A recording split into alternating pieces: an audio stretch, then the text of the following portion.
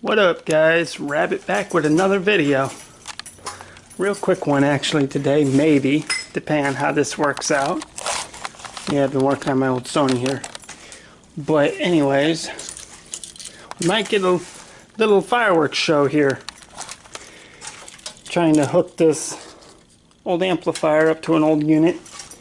The amp that's built into the unit ain't all that good to begin with. And it's just for shits and giggles, some fun shit to mess around with here. It came out of some old 8-track player. When I found the thing, it was pretty beat up, tore up. So I took the whole unit out and started messing around with it. You see I've added a modern type board onto it. Plays reads, chips, USB, whatever. Anyways, I was probing this unit out looking for the input from the controls to the two audio ICs back here. This is old enough to where there are two mono amps being used as a stereo system instead of two stereo amps in one chip.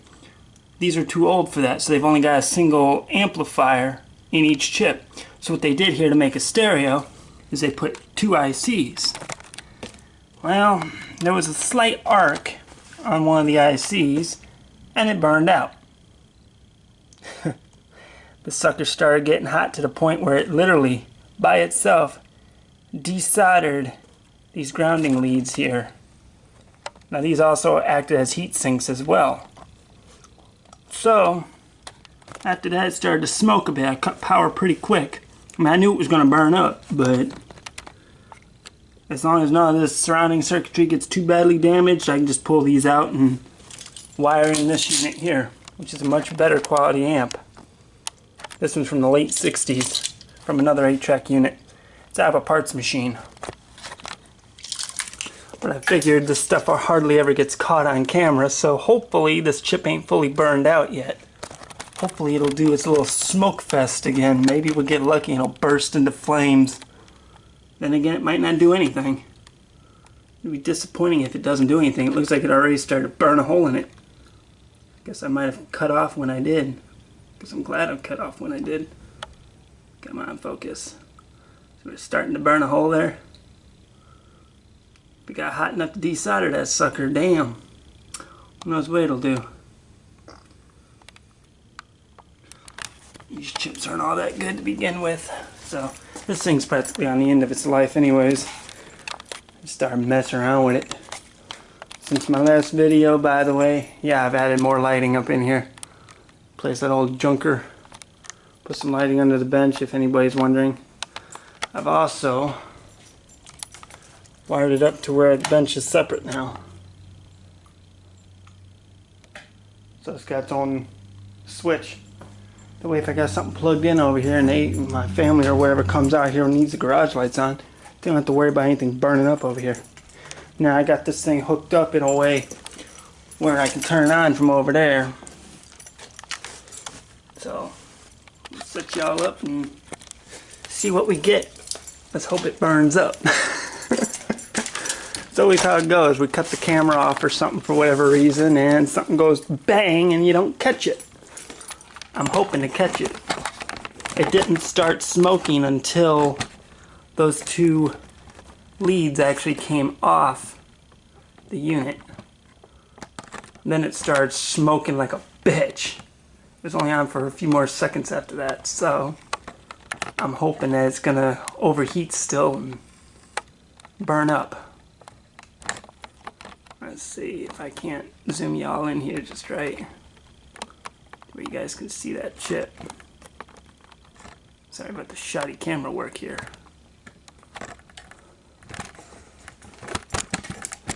Let's see, get y'all a little closer here. Find the board. There it is.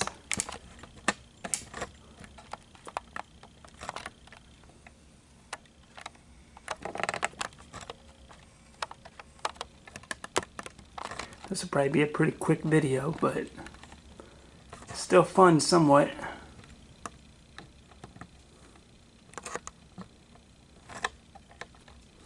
I need a better tripod.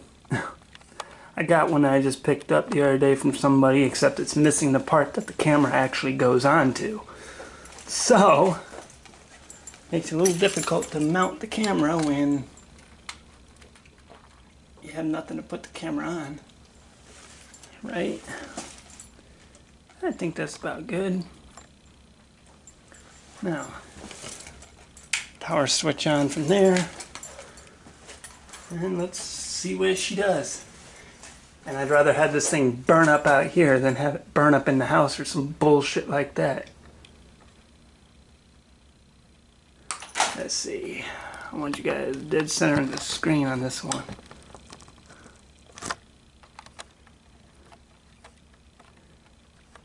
That's a pretty good view of the section, huh? All those capacitors around there, those are all filter caps and stuff for that audio circuit. The real funny part was when I picked this unit up, not only was it beat to shit, and the front end was practically gone on it, I mean crushed. Everything in the front was missing. But it was buzzing like hell out of that particular IC. Which tells me it was a filtering cap, but it wasn't the main filtering cap because it would have came out both. So, figured it was one of the smaller caps. Sure enough, it was. In fact, it was the one, that gray one between those two blue ones there in the front part of the chip there at pin 1. I swapped that out with another cap I had of the same value and it fixed it. Worked great for a short time. Now it's frying, so. And all I gotta do in this case, if I fry these chips, just pull them out, find the input lead for the power, and the input audio signal lead, and I can run it all on that board there, that amplifier. And that amplifier is much louder and better than these two damn ICs. These things are pathetic. Dude, I got this thing plugged into a record player, and the damn thing has to go a little over halfway just to get barely up to where you can barely hear it.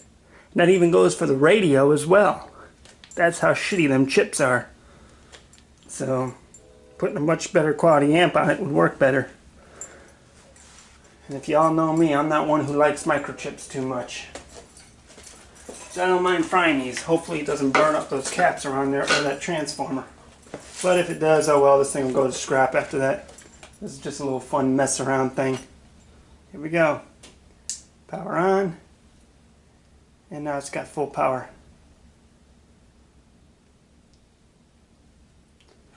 Let's see if it does anything. I'm sure it'll start to heat up a little bit. Oh yeah, I see some smoke. It was smoking a lot worse before though. Nope, there it goes. Let's see if it blows up or some shit. Don't worry, we ain't got no smoke alarm out here. Woo, that baby's glowing. Crispy.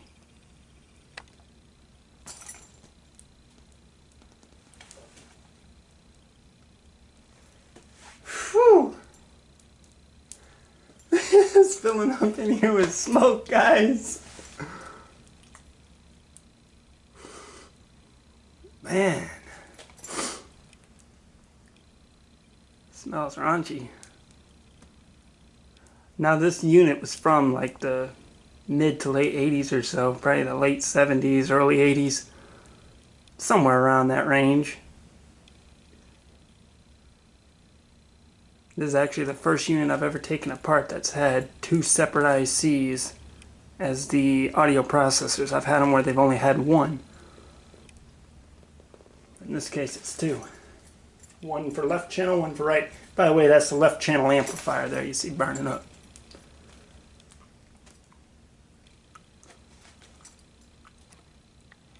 Man, that shit stinks.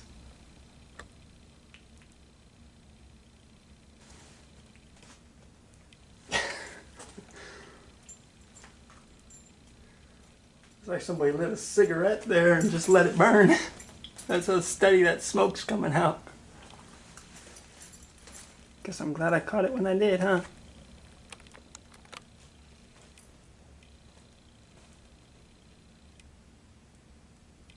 I don't have any speakers or anything attached to the unit, so you're not going to hear it buzzing from there. If it does buzz, it'll be coming from the unit there. See what happens if I lower the current a little bit, because this is on a variable type connector. It's basically a dimmer switch. Ooh, something's humming down there. I bet you that's a transformer.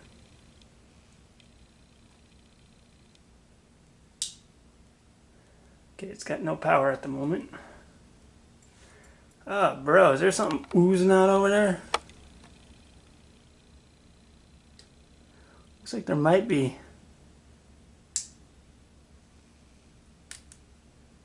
Ooh, something popped again. It's got full power again.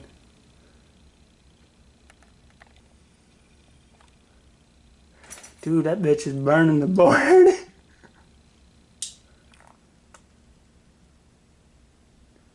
Once I pull that unit out, it shouldn't be any problem.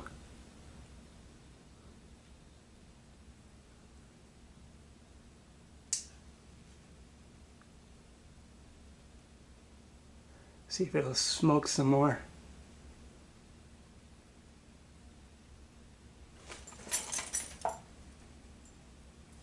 Something's humming down there. I'm gonna cut power and get y'all closer. Ain't it fun being on the other side of the camera? If the camera gets destroyed or some bullshit like that, nobody ever gets hurt. Just the machine. Let's see here. Move this tripod out of the way. Ooh, look at that. I don't know if the camera picked up the audio from it humming. Let's see here, I'm going to kick it back on. Slowly.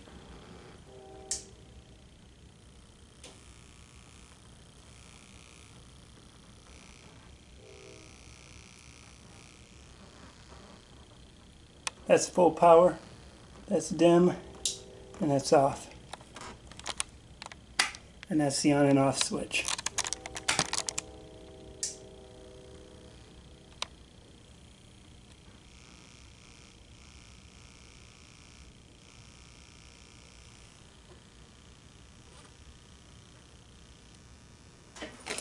Something's humming.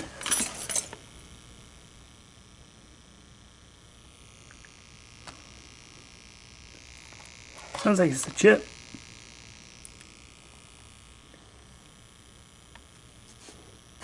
I do believe it's the chip. Ooh, my transformer's getting pretty toasty. See, I don't want my transformer getting too hot because I don't want to burn that up. Because if I can utilize the board for other purposes, I will. And there's other good parts on there.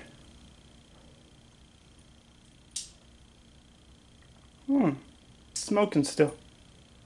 Something was smoking.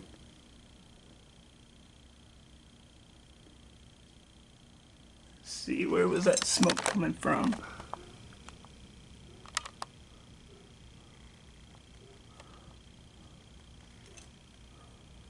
Because I noticed it as I shut it off.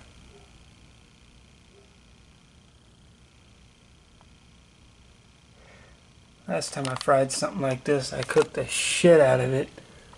Except it wasn't chips, it was just standard transistors on the back. Yeah. I'd say she's done.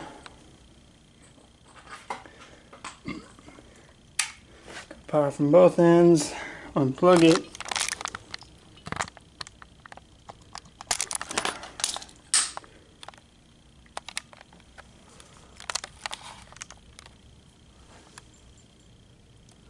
That chip is fucked. And it charred that cap next to it. I'm sure it's fine. The cap. That's one of those like red dot type caps. The short isn't around that chip. The short is inside that chip itself. So everything should be good once it's pulled out. They did use an interesting configuration here. As heat sink and grounding. Surprised they didn't just link them together. Because using the grounding as the negative lead for power and audio. As you see, this unit has 3, an FM decoder chip there and 2 audio chips.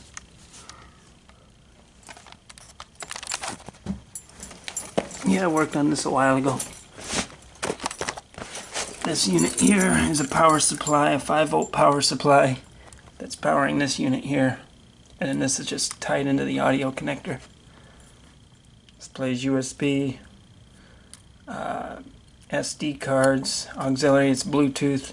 It's even got a little FM radio on it.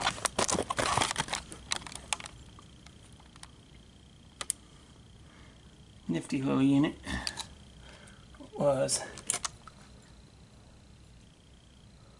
There's the light. That was the last dial lamp. Ooh, I think we got pretty toasty there, didn't we? I'm not too worried about those traces because I'll just go and connect to the other locations of them where they're coming from. That's the output side of the chip anyways. I'm looking for the input side of it, so that thing had a big enough short to where it was driving down the other chip too.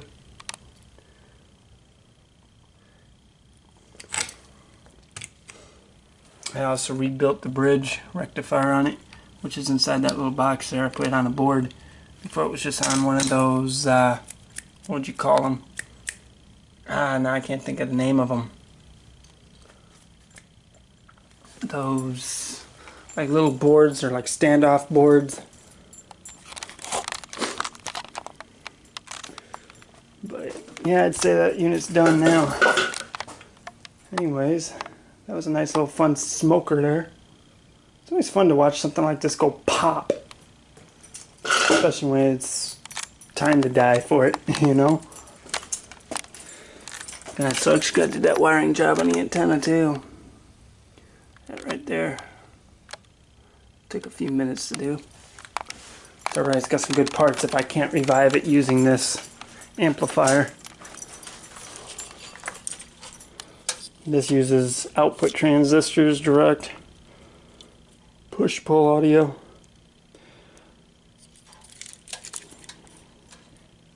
This is actually a pretty nice, powerful little amp too. Sounds good too. It's great sound coming out of that little unit. I got that out of a parts machine because I used the parts to fix another machine, which is this one here. Anyways, thanks for watching. I think you guys will kind of get the idea what's going to happen in this video once I put it up. Because I think I've already got an idea for the title. And hopefully I can get my Sony here fixed. I know I haven't done any video on it or anything. This ain't all that interesting. Basically, a rundown with this thing is simply getting the CD player to work again. For whatever reason, the CD deck decided to quit working on it. And then it jammed up and all that crap. Well, I managed to get the CD player to work again. I don't know what the hell I did, but I managed to get it to start running and reading CDs again. But now, it's got another little issue. These controls don't want to work. It's the buttons themselves that are causing it not to want to work right. The stop button won't work at all. You hit the skip button and it just resets, or it stops, or it acts all weird, all loopy. They're basically dirty controls. The problem is, I can't find any on eBay. My homie and I both. Can't find them on eBay. We just find the simple square ones. Leave it up to Sony to use these strange ass units. There's a 2008 Sony stereo system. A ZX6 to be exact. So, I believe it's a LB ZX6 or something like that. It's here on the front. That's it right there. This baby cost me $500. Brand new back in 2008. I've been looking at parts machines online for it. The only downside to those is people still want like $500 and $600 for them. That's retail. This is an old ass stereo. It ain't worth that. So I'll see about fixing that later.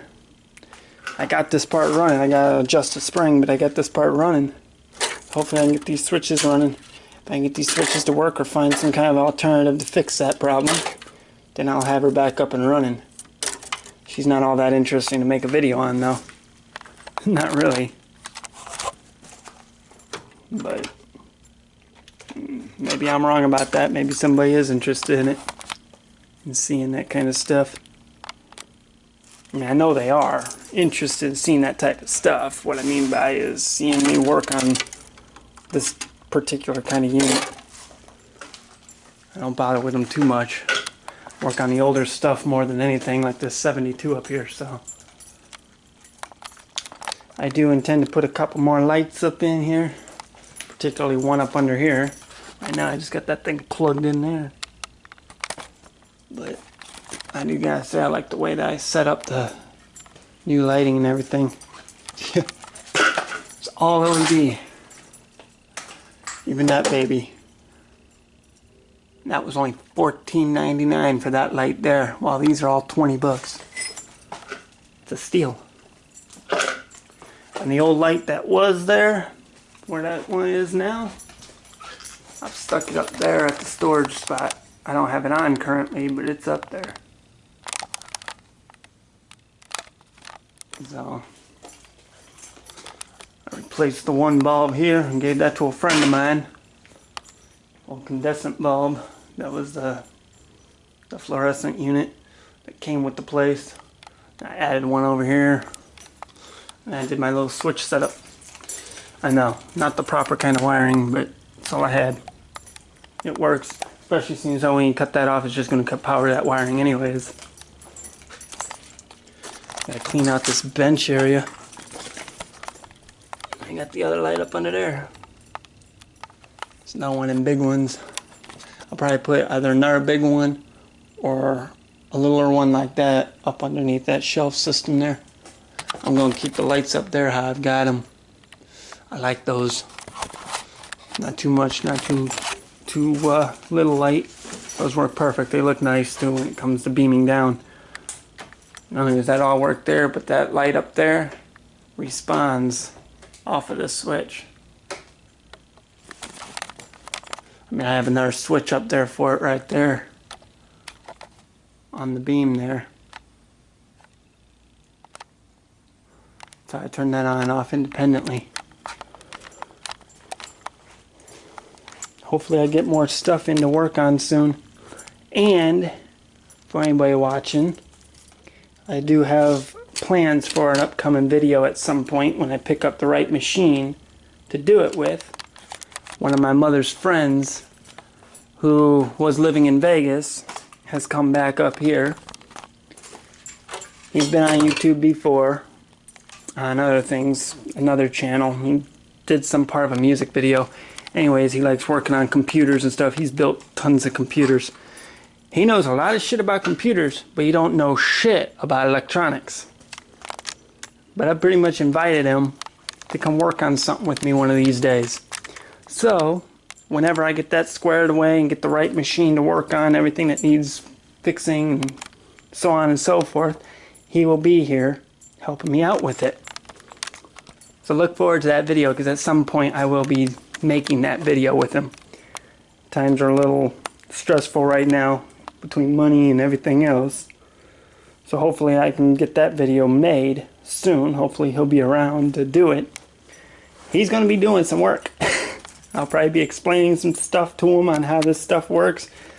I mean, shit, when I showed him this unit before it decided to blow up, when I showed him this unit a few months ago, he was completely baffled at how it worked in general.